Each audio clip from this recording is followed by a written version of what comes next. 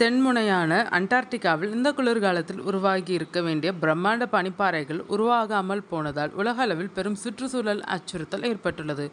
சுமார் 6,50,000 சதுர கிலோமீட்டர் பரப்பளவிலான கடல் பனி முற்றிலும் காணாமல் போயுள்ளது. இது இந்தியாவின் மிகப்பெரிய மாநிலமான ராஜஸ்தானின் பரப்பளவை விட 2 மடங்கு பெரியதாகும். அண்டார்டிகாவில் இந்த காலத்தில் வழக்கமாக இருக்க வேண்டிய வெப்பநிலை விட 20 டிகிரி செல்சியஸ் வரை வெப்பநிலை அதிகரித்துள்ளதாக சமீபத்தில் செய்திகள் வெளியாகியிருந்தன. இந்நிலையில் சேட்டலைட் புகைப்படங்களை ஆய்வு செய்ததில் மேற்கு அண்டார்டிகா தீபகற்ப பகுதியில் பனிப்பாறைகளில் மிகப்பெரிய இடைவெளி விழுந்திருப்பது கண்டறியப்பட்டுள்ளது. அண்டார்டிகாவில் மார்ச் முதல் அக்டோபர் வரை குளிர்காலமாகும். இந்நேரத்தில் தான் கடலில் மிதக்கும் பனிக்கட்டிகள் உறைந்து விரிவடையும்.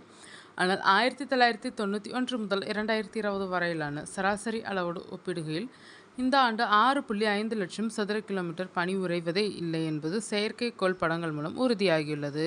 டாஸ்மேனியா பல்கலை கடல் பனி பெருங்கடல் தொடர்பு விஞ்ஞானி வில் ஹாப்ஸ் இது குறித்து தனது ஆழ்ந்த கவலை தெரிவித்துள்ளார். கடந்த 4 ஆண்டுகளில் இதுபோன்ற பனிப்பொழிவு மிக குறைந்த அளவை எட்டுவது இது 3வது முறையாகும்.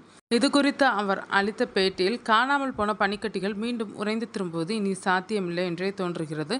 நாம் இனி அங்கு கடல் பனியை பார்க்க முடியாது, எல்லாம் முடிந்துவிட்டது என்று எச்சரித்துள்ளார். கடந்த 10 ஆண்டுகளில் மட்டும் 3 முறை அண்டார்டிகாவின் பனி அளவு மிக மோசமான சரிவை சந்தித்துள்ளது.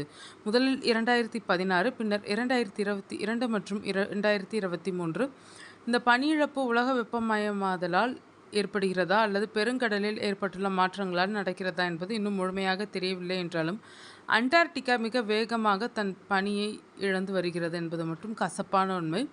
இது நல்ல செய்தி அல்ல. உலகம் வெப்பமடையும் போது கடல் பனியின் அளவு குறையத்தான் செய்யும் என்று ஆசி கடல் மற்றும் அண்டார்டிகா ஆய்வுக் கழகத்தைச் சேர்ந்த இயற்பியல் கடல்சார் ஆய்வாளர் எட்வர்ட் டாட்ரிட் தெரிவித்துள்ளார். கடல் பனி என்பது வெறும் பெங்குயின்கள் மற்றும் krill போன்ற உயிரினங்களின் வாழிடம் மட்டுமல்ல, அது ஒட்டுமொத்த பூமியின் காலநிலையை கட்டுப்படுத்தும் ஒரு முக்கிய காரணியாகும். அது சூரிய ஒளியை நேரடியாக பெருங்கடலில் விழாமல் தடுத்து பாதுகாக்கிறது.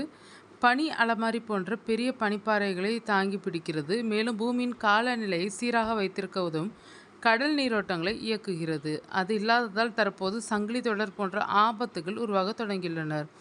அண்டார்டிகாவின் புகழ்பெற்ற த்வைட்ஸ் பனிப்பாறை, உலக அழிவு பனிப்பாறை, இந்த ஆண்டிற்குள் தனது பனி அலமாரியை முழுமையாக இழந்துவிடும் என்று கடந்த மே மாதம் வெளியான அறிக்கை எச்சரித்துள்ளது. பிரிட்டிஷ் அண்டார்டிக் சர்வேயின் கடல்சார் புவி இயற்பியலாளர் ராபர்ட் லாடர் இந்நிகழ்வு 2026 கண்டிப்பாக நடக்கும் என்பதை உறுதிப்படுத்தியுள்ளார்.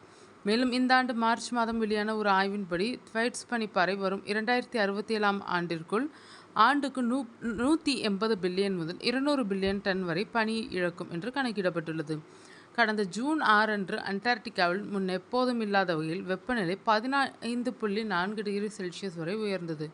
குரோனிங்கன் பல்கலைக்கழகத்தின் காலநிலை பேராசிரியர் ரவுல் கர்டோரா கூற்றுப்படி, இது இந்த காலகட்டத்தின் சாதாரண வெப்பநிலையை விட 20 டிகிரி செல்சியஸ் அதிகமாகும். இந்த 2026 ஆண்டானது ஒரு சூப்பர் எல் நீனோ ஆண்டாக உருவெடுத்துள்ளதால் உலகெங்கிலும் கடுமையான வறட்சியும் வெள்ளத்தையும் இது ஏற்படுத்தக்கூடும் என்று விஞ்ஞானிகள் எச்சரிக்கின்றனர்.